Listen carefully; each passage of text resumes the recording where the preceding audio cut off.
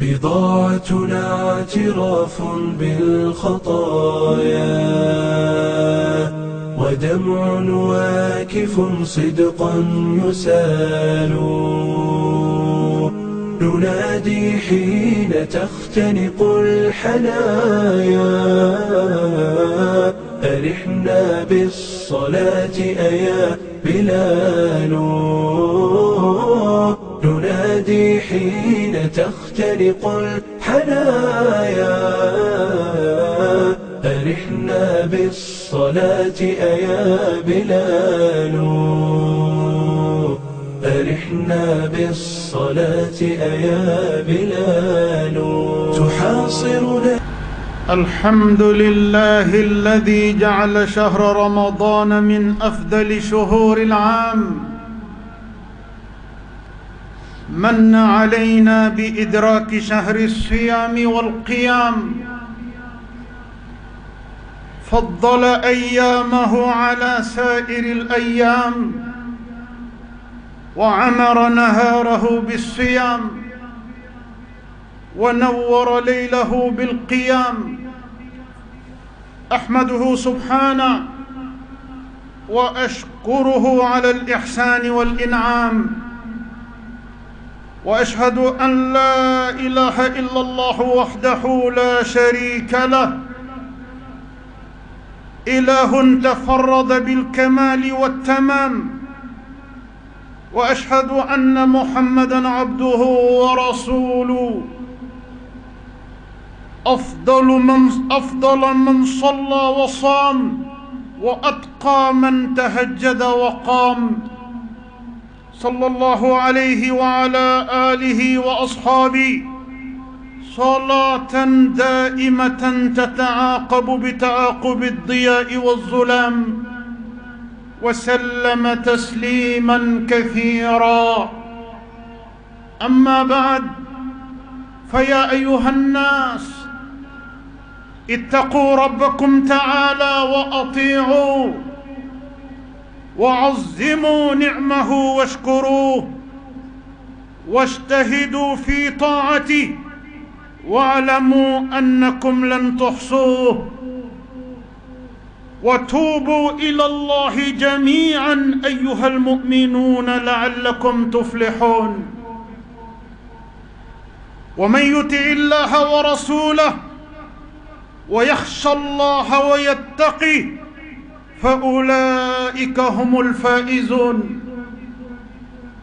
أمة الصيام والقيام، قال تعالى: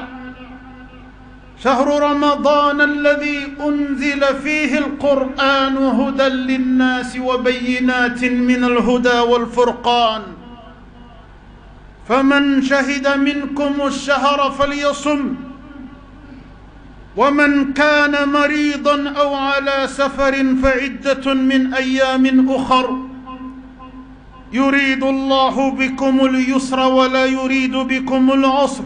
ولتكملوا العدة ولتكبروا الله على ما هداكم ولعلكم تشكرون. أمة الصيام والقيام، الصوم في الشرع هو الإمساك عن المفطرات مع اقتران النية به، من طلوع الفجر إلى غروب الشمس،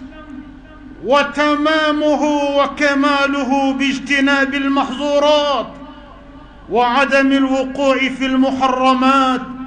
لقوله صلى الله عليه وسلم: من لم يدع قول الزور والعمل به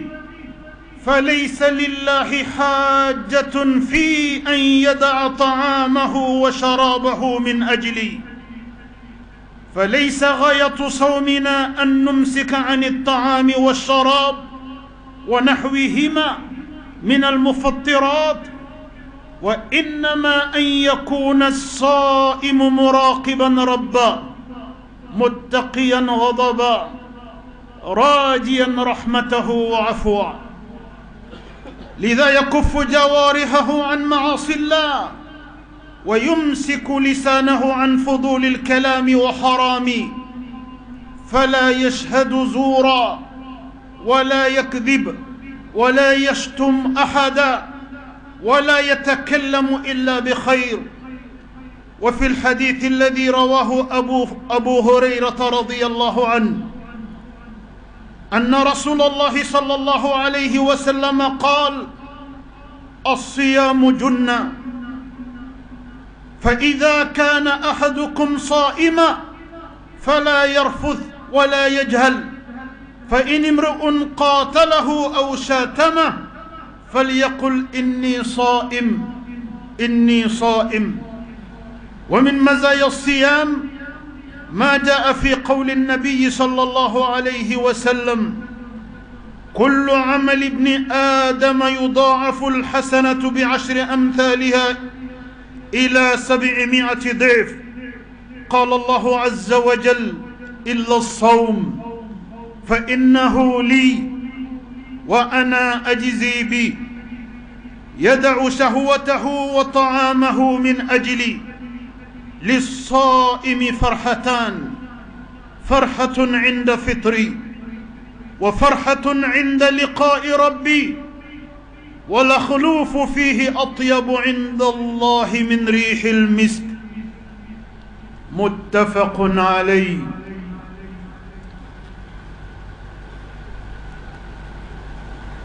أم على تنو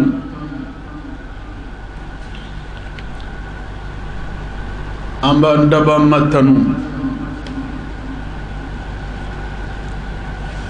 مسمي ناي الأكرم محمد كسيني نما باي منتوم بونيا نسمالوي ala ye sungalo di alakra Muhammadu kisini nema baya na mantoma ka ke silamɛya jɔsen naani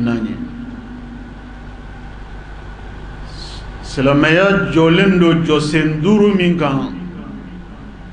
ala ye sungalo de di alakra na mantoma kisini nema baya ka ke silamɛya jɔsen naani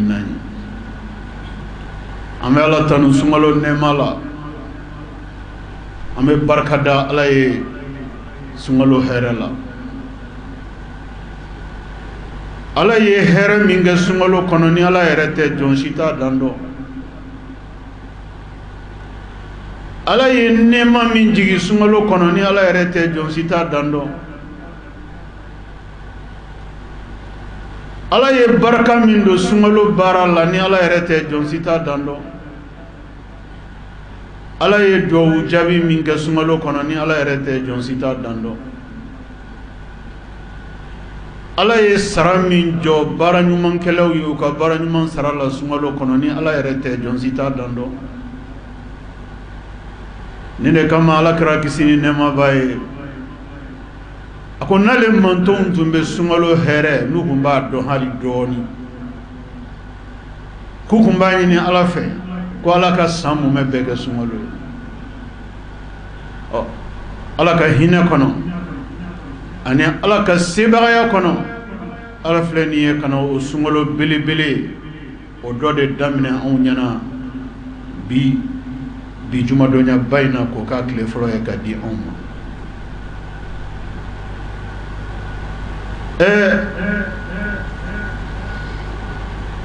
hakilima o bɛ ala ye ka sɔrɔ ɲɛ ka yeli tɛ dɛ ka da ka hakili de bɛ ala ye. diɲɛ bɛ lihalaya min kɔnɔ a bɛ kalo dama dama bɔ diɲɛ donna lihalaya min kɔnɔ. diɲɛ bɛ kabanamagan min kɔnɔ a bɛ kalo dama dama bɔ. diɲɛ bɛ sawura min kɔnɔ kabini diɲɛ kɛra diɲɛ ye kabini anw faw sɛbɛnninw ka fɔli la ani lakalilaw ka lakali la diɲɛ bɛ lihalaya min kɔnɔ bi siran ni jɔrɔ ni hami na diɲɛ ma deli ka ɲɔgɔn a yɛrɛ sɔrɔ ni ɲɔgɔn kɔnɔna. ala kana n'a ka hinɛ ye kana sungalo ba in jɔ anw ɲɛna k'o tile fɔlɔ k'o kɛ bi k'o kɛ dɔgɔkun dɔw na barikama ye k'o kɛ dɔgɔkun dɔw na ɲɛmɔgɔ ye k'o kɛ dɔw na hɛrɛma ye k'an ka sungalo ba in k'an ka tile fɔlɔ daminɛ ni o ye k'ale ala y'o kɛ an ye an balima alisilamɛw an ka ka ala tanu dante tanu min na an ka barika da ala ye dante barika da min na ka da kan ala ye nin kalo in de kɛ a ka hinɛw la belebele o kalo ye a y'anw fara o kalo yebagaw kan k'o kalo in jɔ anw ɲɛna k'o jɔ anw ɲɛna donw na hɛrɛma donw na barakama n'o ye jumadon ye ka kalo in tile fɔlɔ fana bɛn o ma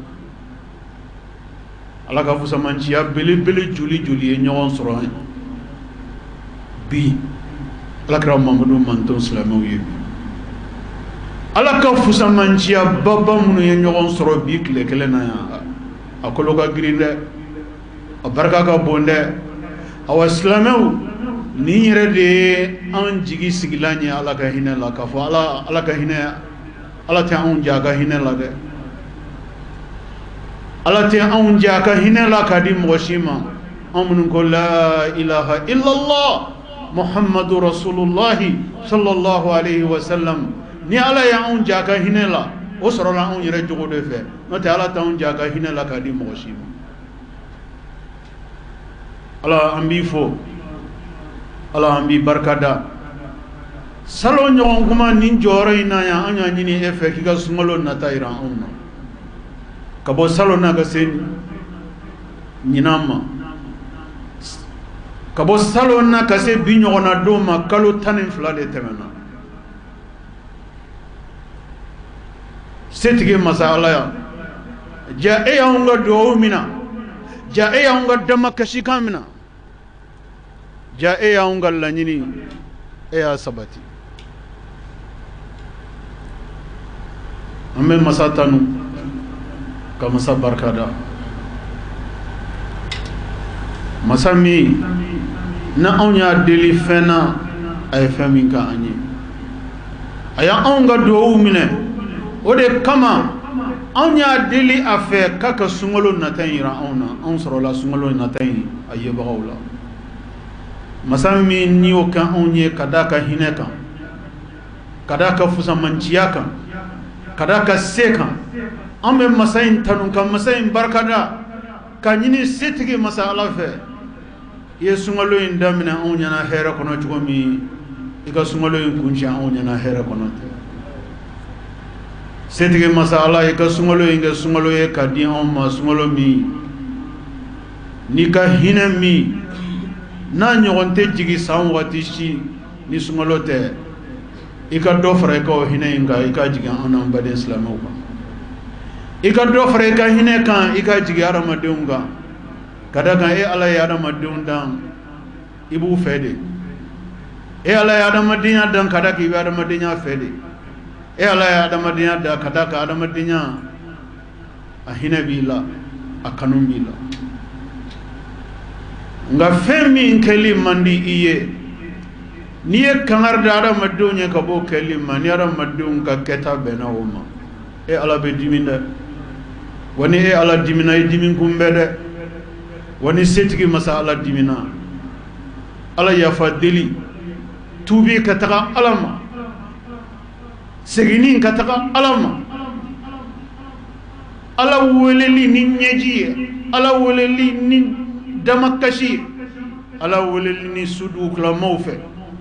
ala weleli ni sarakabɔ caya ye ala weleli ni baaraɲumankɛ caya ye ala weleli ni ala dimikow toli ye ninnu de ye siraw ye sira minnu bɛna ni ala ka hinɛ ye sira minnu bɛna ni ala ka yafa ye a ka jɔnw ma ala ma ala yafa an ma sunkalo ye yafa kalo ye ala ka ala yafa an ma sunkalo ye hinɛ kalo ye ala ka ala hinɛ an na sunkalo ye barika kalo ye ala ka barika dɔn an na sunkalo ye kɔrɔta kalo ye ala k'an kɔrɔta n'a ka diinɛ ye ala k'an balo a ka diinɛ kan ala k'an sɔn fo ka taa an sɔn a ka alijana la don min na ala k'an n'aw kisi fo ka taa n'aw kisi a ka jahanama ma don min na an bɛ kisi ani nɛɛma ambo krokroya danfo na kuntigi kan no ya alakra muhammadu ye kisinne mabe alakra alaka jiya be kata kira muhammadu afru muso barka ma anaka demba ya bela jelema alaka jiya be kata kira ka sahaba bela jelema sahaba munu no jora alakra krefe ni dine yi ka dine sinzi kira balole ka ke dine sinzi mbaga kira tanyalen ko fe alaka jiya be kata kira ka sahaba bawma abubakar siddiq عمر بن الخطاب عثمان بن عفان علي بن أبي طالب ألاك جيان بك تذكرك صحابته بلا جلما ألاك أنك تسري بغاي الدين ألاك أنك الدين من بغاي كمي كرانا كصحابه الدين من جومنا ألاك أن لبان الدين ني نامبسي علامة دومنا ألاك تو أن الدين غسي علامة نامبسي علامة دومنا alaka to anga se ala makasra ala jiyene ndo angoro ala kana andi shaytane ma ala kana nge shaytane sagoye ala kana fatu shaytane bolo munu be filila ala kanu bo filila munu be juguman kono ala kanu bo juguman kono ala dimini be munu ngoro ala ka diminda anu koro ala ya fara munu ma ala ma ansoro lo jamakulu la ga ya fa amma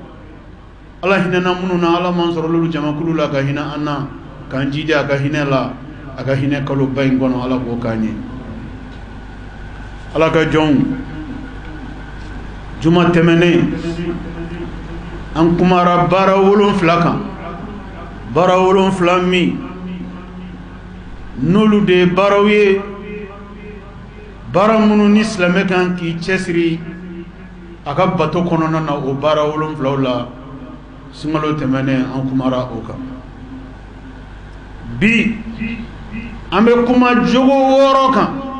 jogo woro mi no jogo woro kan ka dafa slamela sungalo konona na aga sumbara konona jogo woro o jogo woro bela jelen dafa lenga an ka soro slamela kabni sungalo kle folo fokata se sungalo labando o de be sunge suni o de be sun barka di suma o de be sun ke ala bato ye ala bato min be se alama ala bato min ni ala ba min ala kan sunna a jogo folo folo ala ka ciden sallallahu alayhi wa sallam ako summa to kan ga kem mo sabar lenye summa to kan ga kem mo ye mo min sabar lenye الصبر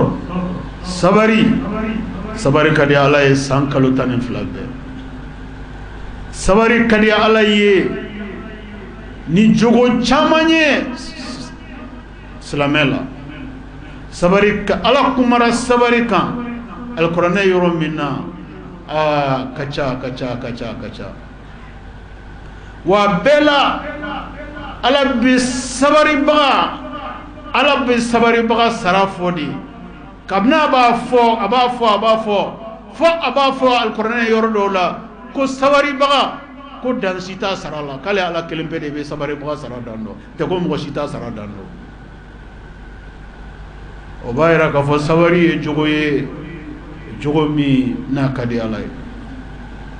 ngambal ma islamu sabari te fo ko no mana de sabari be fo de ko gelemanw de la fɛn o fɛn n'a kɛli ka dimi bɔ i yɛrɛ la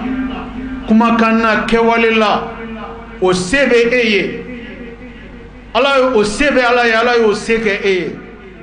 fɛn o fɛn ka dimi bɔ i yɛrɛ la kumakan na ni kɛwale la o se bɛ ala ye ala ye o se kɛ e ye nga e ko to ni no ala kama ni sabari misali do di ka kele setu ye ka kele to ye ka tajuru sara setu ye ka tajuru sara to ye itonyo baga ibise ka tonyo ni nyogon keme kala ko setu ye ko to ye ma min doni gashila ibise ka dimi bi yer la hali danti dimi bo chokola e ko beto ye ala kama sabari tode ka seto iye me ki ka seto ye ka to alam mo joli be senna mo be senna ka dogo de ni foli kan no na keliye de ni adama den sabarle doron ko la setaye folo sentanya sigi aboke sentanya kumanima ko kani abofo sentanya joroni abojo isiko o sigi joroni abi sigi sentanya kumakani abofo ngonne kama anyare ya fanga bamanangana ko jogote fantana ko fantan ko jogotala ko fantan mo sebete kiba fodoro ne ka chikadi a chikadi no te ko fantan mo sebe ko te de kuni be fe ka do ko karse mo sebe ma nyina mado e ya fantana mai o ito fule ka fentigi ni ya fentigi ye jogo min do ala fantan a fentigi inyebo jogo nyuman kelo na la kana sigala fiu ye jogo mi ya fantana o de ya fentigi jogo ye mais mo joli fantana ma jogo na fentigi jogo ye mo joli sentan jogo na setigi jogo ye kelenye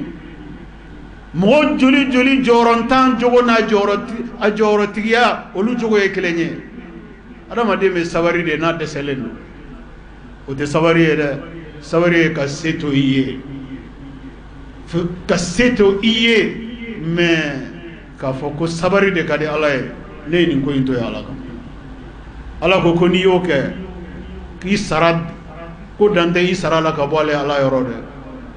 ko ni fen yi sarala ko be ya doye ala ni fo mo joni sabari ba aya haklito ni sabari les sont des bases idées. La patience est une qualité primordiale recommandée sur chaque personne qui jeûne le Ramadan. Tout jeûneur du Ramadan doit être investi de la patience, de l'endurance. La patience est une qualité de sagesse. La patience est une qualité de raison. La patience est une qualité de grandeur. Le jeûneur, celui qui jeûne pour Dieu, est déjà pris en estime par Dieu. Donc Dieu recommande à celui qui l'a pris en estime d'être endurant, d'être patient, de ne pas réagir aux banalités, de ne pas réagir avec légèreté, de ne pas réagir avec facilité. Bref, de faire en sorte qu'il ait très peu de réaction. De l'action, oui, mais très peu de réaction. Car la réaction tire très souvent vers la colère. L'action tend vers le positif. Dieu a recommandé l'endurance comme qualité essentielle du croyant. Et voilà que cette même qualité revient dans les recommandations du prophète pour les jeûneurs pendant le Ramadan. Soyez endurants pendant votre jeûne. Aïssé aouyerela kosun kono agage sabari boray. Aflana ala katide sallallahu alayhi wa sallam ako sumrato kanga ke dana ya mode. Sumrato kanga ke dana ya mode. Ebse ga ke sunna chugujuma. Ikuma kanti dana ya kuma kanyi. Ika kewale te dana ya kewale. Ika baraw te dana ya barawe. Osumbe o musum fasonyi. Ni suna alaye I kono baram ne dumuni na alaye ki farakolo mine ala soso ko be makabo suna okuma ikadon ko I yere ba kumbe la gosi soro fen fe la ko shimandi alaye ibe korota soro fen mununa ika sun kono nana o de kadi alaye wo adama dembe korota soro dana ciya de la adama dembe majigi soro dana cieni baradilla. Donc sumbato kan ke danaya mogodi islamia ere danaya di à tout moment ni ko islamé ikan dana moy mais keren ni ala bolo fabe sumaka to taka ayaw janto dana baraw la sungono kuma kan ana kewali fengo fen ni dana chiedo kuma kan na ni kewali la akona te masra fede ako sungono de o de sumaka to jowe asabana sumaka to kan ke moye aka sungono nana mo mi me hina ambalma islamaw hina e femba yede hina te dala kuma yede hina be dusukunde la abe soroka bo dusukuna kana farkolo la kana ke walila ni ala jora ka jon dusukun lali kan ala be hina do dusukuna parce que ala re masaminye hina dande ala tay ala ka hina kama القرآن عن الدنيا كفى الله كتب على نفسه الرحمة عليها سبائر كونغا كو هنا مسا هنا دانيو يدا كا سبن فوي سبن يفلاتي الله كان اكا سبغيا كوننا لا دي عليها سبائر كونغا كو هنا مسا اني الله كا هنا تي ala be son mi ma jom be son ñom ni ala ka hinete min be ke ala la ni ala muñu ne do ga ñom se ka ke jonna ka muña ka ni ala ka hinete min be fo ala ma min be ke ala la ala sosoli min be ke ala tanachieni min be ke ala kuma kan burujali min be ke ala dimin ko min be ke ala dimin ko min be ke ala tanachieni min be ke duguma ko ko ga kabini ala ye diɲɛ dan fo bi ni ala ka sabari n'a ka munun tɛ an yɛrɛ tun bɛ diɲɛ tɔ sɔrɔ sen na wa ayi an kun t'a tɔ sɔrɔ sen na jango an ka kɛ diɲɛ in kɔnɔ mɔgɔ dɔ ye ala ka munun de ye diɲɛ se bi ma wa ala ka o munun de kama ani ala ka o hinɛ kama o de kama diɲɛ tɛ wuli ka ko a wuli kuma ɲɛ ni hadamadenw ye dansago fo k'a fɔ k'u ye dansago ala de duye diɲɛ dan ala de ye diɲɛ tigi ye tigi wɛrɛ fana tɛ diɲɛ na ni ala tɛ o kuma ala bɛ message bila ka na adamadenw k'a ye ko tigi bɛ diɲɛ na wa diɲɛ tigi o de ye nin message bila ka na ko adamadenw k'a dɔn k'ale ala dimina dɛ nka o k'a dɔn ko masa min n'a bɛ dimi a ka dimi n'a ta bɛɛ aka hinɛ de ka bon dante hinɛ min na dante bonya min na o kuma sunbagatɔ i ka kɛ mɔgɔ ye mɔgɔ min bɛ hinɛ i ka hinɛ i silamɛɲɔgɔnw na i ka hinɛ i ka denbaya la i ka hinɛ i baarakɛɲɔgɔnw na i ka hinɛ adamadenw na peu importe la couleur de la religion l'être humain reste l'être humain. Tout être humain doit bénéficier de la compassion des autres. Tout être humain doit bénéficier de votre compassion, de votre solidarité, de votre miséricorde. Le paradis appartient à Dieu. L'enfer appartient à Dieu. Il traduira dans l'enfer celui qu'il aura jugé pour le mettre dans l'enfer. Et il mettra dans son paradis celui qu'il aura choisi pour son paradis.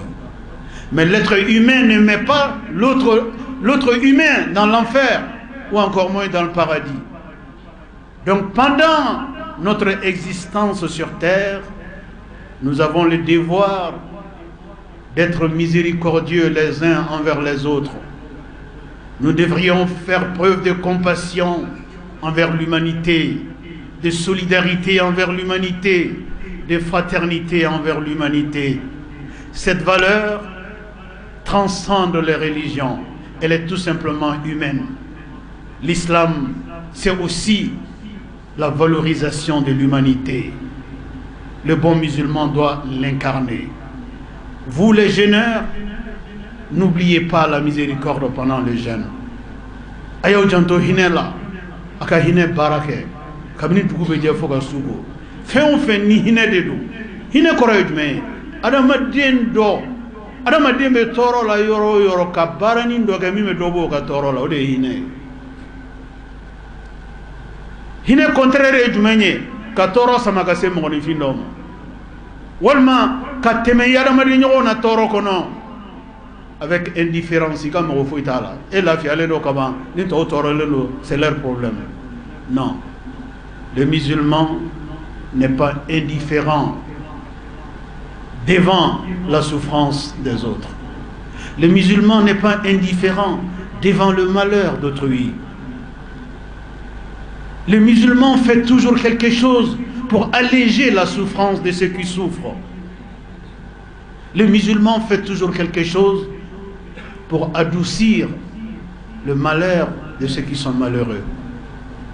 Le musulman est toujours prêt à faire quelque chose dans le sens du bien pour les autres.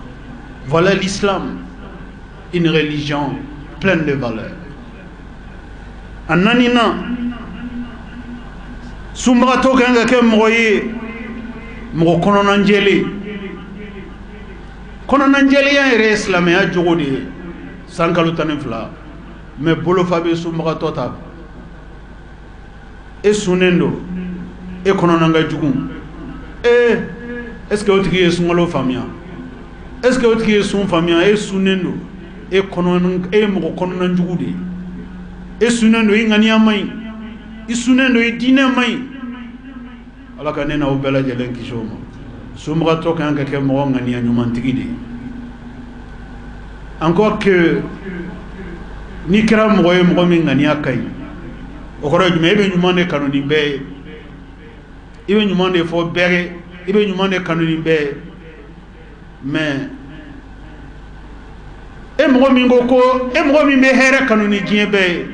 ibe here kanoni aramaden be alni ala koni ma here ke aramaden be e mo mi be here kanoni aramaden tawye ala koni be here kanoni o e sarado ya ala bolo vous voyez ni min di ala ma bo de di ma de e hami mo aramadun gal lafiya e hami aramadun ka toro baninye e haminya aramadun hamin noyali ala te etola ka do fare hamin gaw ala te etola ka do fare toro kan ala te etola ka do fare ka kamana ganga ay ebe mo mani minye ala fana bi mani ode mo te here soro ka to here kono ala nyina ma de wana ye heretigi o heretigi ga here banini o fana make ala nyina ma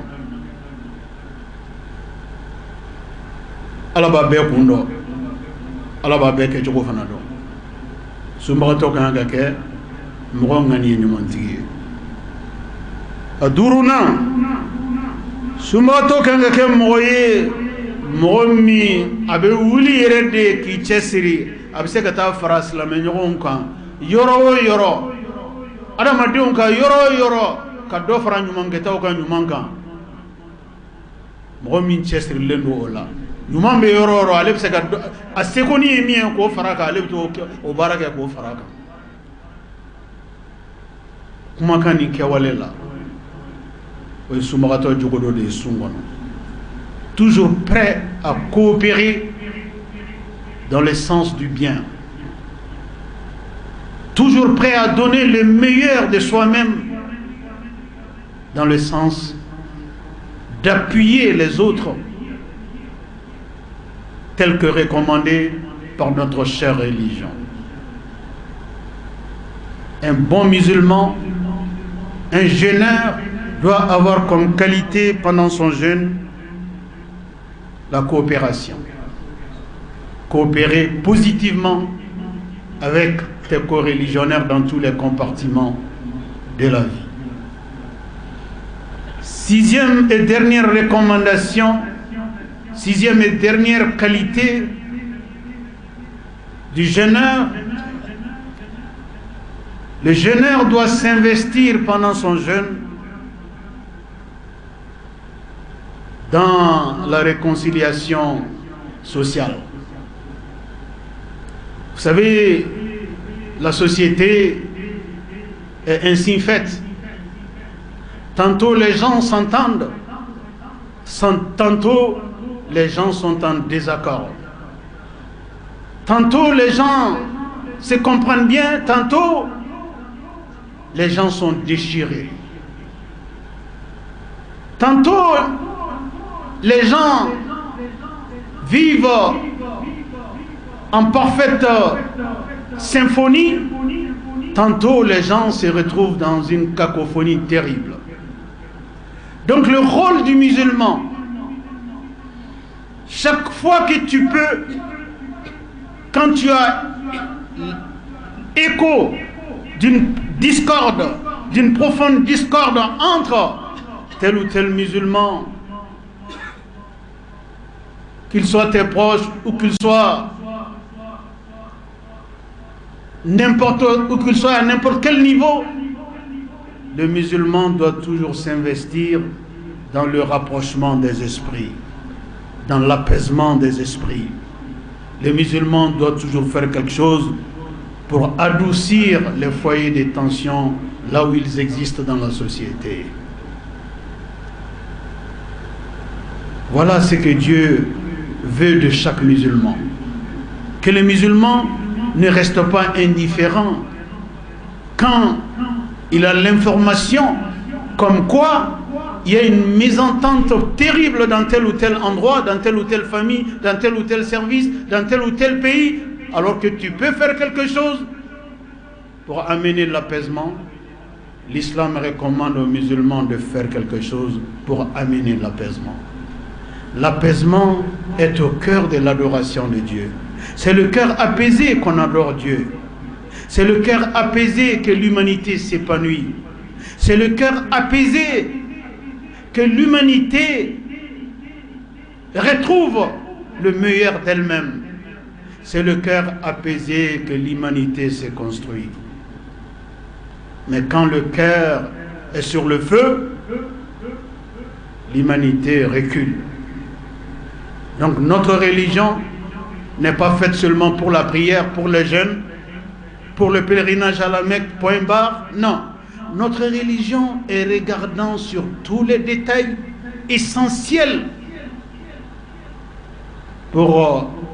la construction positive de l'humanité. Notre religion est regardante sur tout. Islamou, ayaw tsesri akwa tlali ke islamou ni nyogonche sungalo bayin kono. Aw islami nyogonga du kono. Aw kera che, aw kera musoye, aya me ko bembaliya ba islami nyogonga sigidaw la yoro. Aw du miseka koni ndoke, mi miseka noya do ala. Akana to occasion ngata ka aw dande. Kadaka o bara de barami nayo ke sungalo ngono kadi ala ede. Jaja ala janya ko dro ala janya ko dande islamé ga ko la sali sun iji abana ay islamé min bi chesri ka dlali ka rama de ni ngonche o tigi ka do ka be ka barake barami kadi ala ede ninde jogo woro mi ni ala kira sallallahu alayhi wa sallam aya recommander ko ni jogo woro nunde kan ga nyogon soro islamé la ambani ni masa subhanahu wa ta'ala fe ni jogo woro nunu ala kan ga sunke nunu konana ni jogo woro nunu ala kan ga sunke nunu konana la ala ka andeme abatuli ko nyumana sungolo bayni hine kaloye ala ka ga hine jidi anka sungolo bayin gono sungolo bayni yafa kaloye ala ka yafa ambela jele ma sungolo bayin gono sungolo bayni ala ka kan horonyali kaloye ka bo jahannama tasmama ala kan farkulu kan horonya ka bo jahannama tasmama sungolo bayin ye ala ka do jabi kaloye ya rabbi amen anya do mununke ana mena do mununke ana hakli ma hari do mununye setigi masala e ka bela jele mina anyi e ka bela jele mina anyi e ka bela jele mina anyi sungolo en do na kanto hamnan ko munun kononana setigi masala e ka hamnan ko bela jele mbam sungalen dona kanto here mun kono setigi ala masala iga here belaje len jidi anye balo ko nyumayde ka balo islamiya kono kallaban islamiya kan setigi masala iko ke anye a'udhu billahi minash shaitanir rajim ya ayyuhalladhina amanu كتب عليكم الصيام كما كتب على الذين من قبلكم لعلكم تتقون بارك الله لي ولكم في القرآن العظيم ونفعني وإياكم بما فيه من الهدى والبيان وذكر الحكيم أقول قولي هذا وأستغفر الله العظيم الجليل لي ولكم ولسائر المسلمين من كل ذنب فاستغفروه إنه هو الغفور الرحيم الحمد لله حمدا كثيرا طيبا مباركا فيه كما يحب ربنا ويرضى وأشهد أن لا إله إلا الله وحده لا شريك له وأشهد أن محمدا عبده ورسوله صلى الله وبارك عليه وعلى آله وصحبه ومن تبعهم بإحسان إلى يوم الدين أما بعد أمة الصيام والقيام حافظوا على صلاة التراويح مع الإمام فاجتهدوا رحمكم الله واعرفوا لشهركم فضلا وأملوا وأبشروا ألا وصلوا وسلموا رحمكم الله على خير البرية وأفضل البشرية كما أمركم المولى عز وجل وقال عز من قائل حكيم إن الله وملائكته يصلون على النبي يا أيها الذين آمنوا صلوا عليه وسلموا تسليما اللهم صل وسلم ومجد وأكرم وأنعم وبارك على عبدك ورسولك محمد صاحب الوجه الأنور والجبين الأزهر وارض اللهم عن خلفائه الراشدين المهديين أولي الفضل والإحسان أبي بكر وعمر وعثمان وعلي وارض اللهم عن جميع صحابته الكرام والتابعين لهم بإحسان إلى يوم الدين وأنا معهم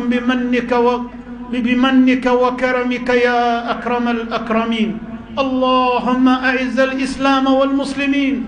اللهم أعز الإسلام والمسلمين وأذل الشرك والمشركين ودمر أعداء الدين واحم حوزة الدين واجعل هذا البلد آمنا مطمئنا وسائر بلاد المسلمين اللهم آمنا في أوطاننا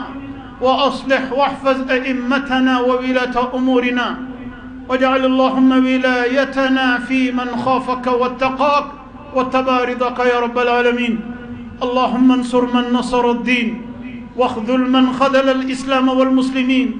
اللهم آت نفوسنا تقواها وزكها أنت خير من زكاها أنت وليها ومولاها برحمتك يا أرحم الراحمين اللهم ادفع عنا الغلاء والوباء والربا والزلازل والمحن وسوء الفتن ما ظهر منها وما بطن عن بلدنا هذا خاصة وعن سائر بلاد المسلمين برحمتك يا أرحم الراحمين اللهم إنا نعوذ بك من البرص والجنون والجذام ومن سيء الأسقام يا ذا الجلال والإكرام اللهم رب الناس أذهب البأس اشفي أنت الشافي لا شفاء إلا شفاؤك لا شفاء إلا شفاؤك لا شفاء إلا شفاؤك شفاء لا يغادر سقما اللهم اشفنا شفاء لا يغادر سقما اللهم اشفنا شفاء لا يغادر سقما برحمتك يا أرحم الراحمين اللهم إنا نعوذ بك من الهم والحزن ونعوذ بك من العجز والفقر ونعوذ بك من الكسل والبخل والجبن ونعوذ بك من غلبة الدين وقهر الرجال وسبحان ربك رب العزة عما يصفون وسلام على المرسلين وآخر دعوانا. بضاعتنا اعتراف بالخطايا ودمع واكف صدقا يسال، ننادي حين تختنق الحنايا، أرحنا بالصلاة أيا بلال، ننادي حين تختنق الحنايا، أرحنا بالصلاة أيا بلال، أرحنا بالصلاة أيا بلال. تحاصرنا